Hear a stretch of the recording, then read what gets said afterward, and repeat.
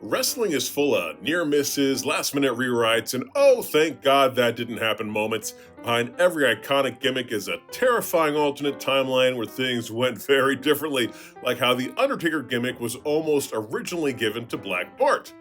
Well, according to Black Bart, that is. Some of these almost gimmicks went on to become household names, just not with the person they originally cooked up for. Others, they were flaming dumpster fires no matter who wore the boots. I'm Senior Siete for 7 Wrestling. Let's take a look at 7 wrestlers who almost had different famous gimmicks. Now, before we get into this, we appreciate your support, so if you enjoy this video, please hit the like button, subscribe to the channel, and Tombstone Pile Drive that notification bell. Number 1. Sultan of Not. In the 1990s, Sabu was a wrestling phenomena unlike anything fans had ever seen before, a whirlwind of violence, chaos, and jaw-dropping athleticism who seemed like he was built in a lab specifically to break tables. Sabu stormed into ECW arenas like a man possessed, launching himself off of chairs, hurling his body through tables, and wrapping himself in barbed wire like it was a friggin' comfort blanket. He didn't just wrestle, he crashed through matches like a human car wreck you couldn't look away from. At a time when wrestling was still evolving out of cartoon characters and chinlocks, Sabu electrified fans with a style that felt dangerous, unhinged, and completely real. So naturally, when WWE was about to get their hands on him, they looked at this absolute lunatic and said, what if, now hear us out, he wore a mask and just stood around like a mime from the Middle East? Yeah, WWE tried to pitch the gimmick of the Sultan to Sabu, a silent, stoic nothing managed by Bob Backlund and the Iron Sheik and somehow not doing amazing dives through furniture. Sabu would tell Sportskeeda they wanted me to be the Sultan. They wanted me to wear a mask with my tongue cut out. I said, there's no way I can do that. So the gimmick went to Fatu instead, who was on his 3rd or 4th gimmick at the time. And look, Fatu did his best, but the Sultan flopped harder than one of Sabu's springboard botches. He was defeated at WrestleMania 13 and quietly vanished, never to be heard from again until WWE rebranded him as the guy who danced around in a thong. Oddly enough, that got over huge. Meanwhile, Sabu went back to ECW where he continued carving himself up with broken furniture, cementing his legacy into wrestling history and definitely not playing a rejected Mortal Kombat villain. Oh, and speaking of Mortal Kombat, number 2, Combat Ready. In 1996, WCW debuted a series of really cool vignettes for something called Blood Runs Cold. This was going to lead to the debut of a character named Glacier. It was all vague and very spooky-ooky. They teased his arrival for months like the second coming of Hulkamania, and when he finally debuted, crickets. Glacier was a master martial artist with blue laser lights, slow-motion snow, and a look that was clearly ripped off of the popular Mortal Kombat character Sub-Zero. And here's the kicker, the gimmick was almost given to Rob Van Dam. That's right, Mr. 420, Mr. Monday Night, the chillest man alive, was nearly frozen solid under a plastic mask and stuffed into a karate gi with airbrushed icicles. According to RVD himself on his one-of-a-kind podcast, DDP pitched him the gimmick in 1997, saying WCW was building a character just for him. Van Dam would say, the idea was to put me under a mask and make me the Mortal Kombat character Glacier. I wasn't wanting to do that. Can you imagine Rob Van Dam, the human bong rip of wrestling, trying to slow-motion kata his way through snow matches while cutting promos on icicles? He would have high-kicked that mask into the 5th row before the bell even rang. Instead, WCW handed the role over to Ray Lloyd, dropped over $500,000 on its entrance, gear, and vignettes, and then had his big debut on WCW Pro. That'd be like CM Punk returning to the WWE during an episode of Speed. RVD smartly skipped the whole thing, went to ECW, and became one of the most innovative, laid-back, genuinely over stars of his era. No fog machines required. Number 3, Less Than Perfect. Alright, to recap, Rob Van Dam and Sabu both managed to avoid terrible gimmicks. Let's try one where someone was in the running for a great gimmick and ended up with a train wreck. Enter Terry Taylor, one of the most respected technical wrestlers of the 80s, a legit talent with NWA cred, TV title runs, and fantastic hair. He was one of the choices for the role of Mr. Perfect. Yes, the flawless athlete gimmick that eventually made Kurt Hennig a Hall of Famer and highlight reel staple. But like we said, that gimmick went to Hennig. Terry Taylor got a red mohawk, told to cluck like a chicken.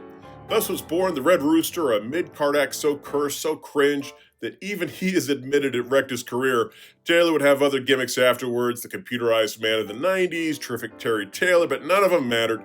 All anyone could think of was Rooster and his Rooster Boosters.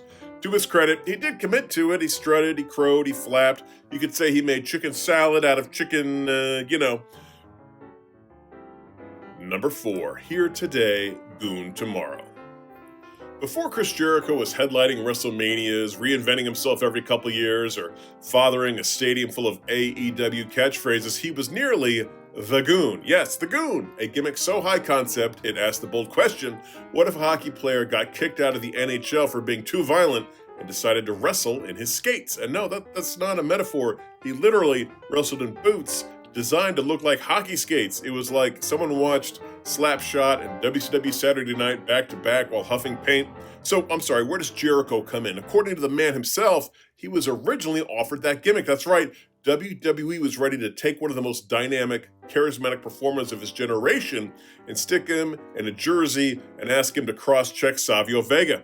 Thankfully, Jericho, perhaps sensing he was destined for something greater than looking like a goon, passed, enter Bill Irwin, a very capable wrestling from the territory days, who was, well, exactly the kind of guy Vince McMahon would cast when he couldn't get Jericho. Older, grittier, with zero plans to get over. The Goon debuted in 1996 and flopped hard. Meanwhile, Jericho went on to be a future Hall of Famer, a rock star, a wizard for some reason, and the guy who got it over as a catchphrase. It. In the end, Jericho dodged a bullet, a frozen, slap-shotted, career-ending bullet, and for that we thank him because as funny as the Goon sounds in hindsight, it's a lot less funny when you picture it in the main event of WrestleMania. Number 5, Rated R Adult Star. Okay, imagine you're Adam Copeland, future Rated R superstar, Hall of Famer, TLC innovator, walking trench coat of broodiness. Now imagine the career path Vince McMahon originally had in mind for you was that of an adult film star. Yes, once upon a truly cursed timeline, Edge was almost Val Venus. Story goes that when the WWE was cooking up their next big Attitude Era gimmick, it came up with a former adult film star who makes wrestling innuendos while winking at the camera and thrusting like his life depends on it. That was the original pitch for Edge. According to interviews, Copeland was seriously considered for the gimmick.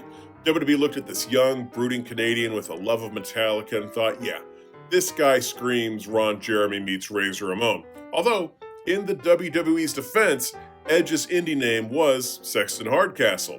Mercifully, that idea got redirected. Sean Morley took the Val Venus gimmick, turned it into a mid-card classic, and blessed us all with catchphrases like, "Hello, ladies." Meanwhile, Edge debuted later that same year in a trench coat, running through alleyways and black and white promos with a vibe that said, "Lost vampire extra from The Crow." And somehow it worked. Instead of pelvic thrusts and double entendres, he got spears, blood, ladders, and eventually Rated R. Although, in a way, his career kind of did end up with him fooling around on camera a little bit. Number 6, The Alternate Warrior. Okay, this is the one on the list that blows my mind. In the late 1980s, New Japan Pro Wrestling had a vision. They wanted a larger-than-life, monster heel, a mythical destroyer wrapped in mystique.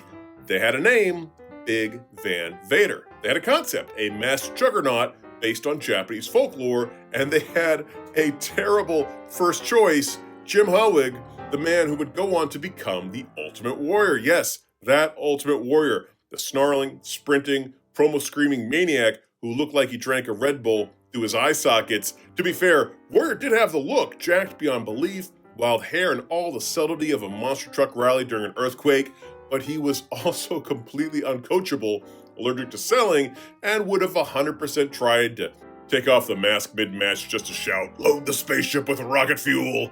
Thankfully, Warrior declined or bailed or ranted into the void and forgot to call back. Accounts vary. So, New Japan turned to Leon White, a former NFL lineman with actual athletic credibility, terrifying agility, and the ability to, wrestle well.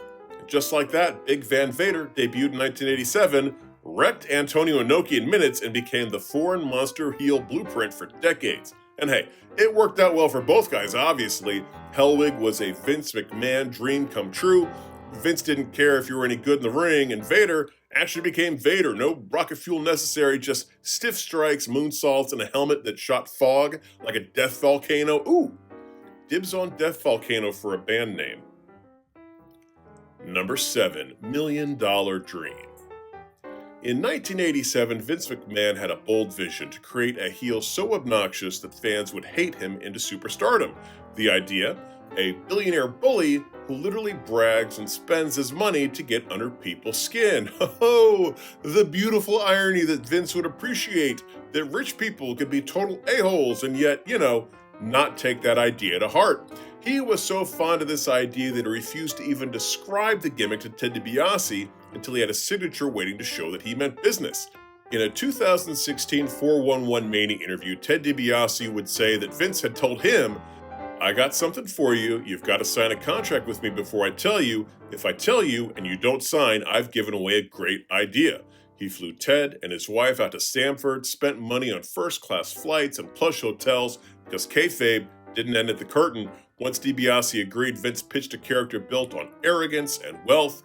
Vince would describe it by saying, "The one thing everybody hates is someone who thinks they can buy anyone or anything." They even gave Ted flash cash, fresh $100 bills to toss around at restaurants as part of the act. According to Sports Illustrated and ESPN, they brainstormed names and DiBiase quipped, "$1 Million Man," and Vince was like, "That's it."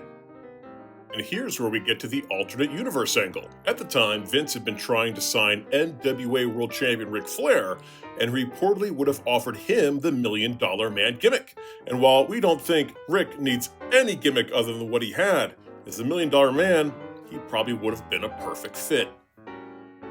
Well, there's our list, and I leave out any other people that are originally supposed to have famous gimmicks. If so, please leave them in the comments section below. Also, if you enjoyed this video, please hit the like button, subscribe to the channel, and figure 4-leg luck that notification bell.